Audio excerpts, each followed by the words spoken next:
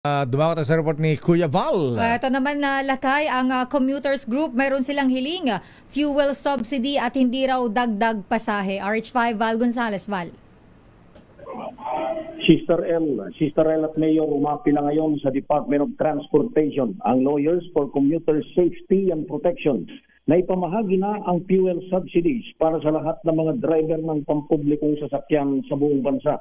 Ayon kay LCSP President Atty. Ariel Inton, ngayon ang tamang panahon at mas makatarungan na pagbibigay ng subsidies kaysa sa pagtaas ng pamasahe.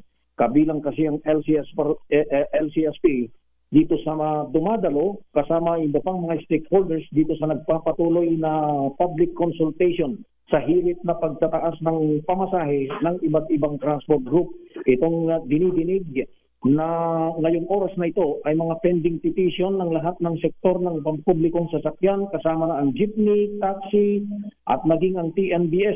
Ito yung mga naipong petisyon ng iba't ibang mga grupo sa nakalipas na maraming mga taon. Pinangungunahan ni LTFRB Chairman Atty. Vigor Mendoza II ang pagdinig na ito dito sa tanggapan ng LTFRB. Iginigiit nitong si Atty. Inton na sa ilalim ng 2025 General Appropriations Act, 2.5 bilyong piso ang inilaan ng gobyerno para sa fuel subsidies.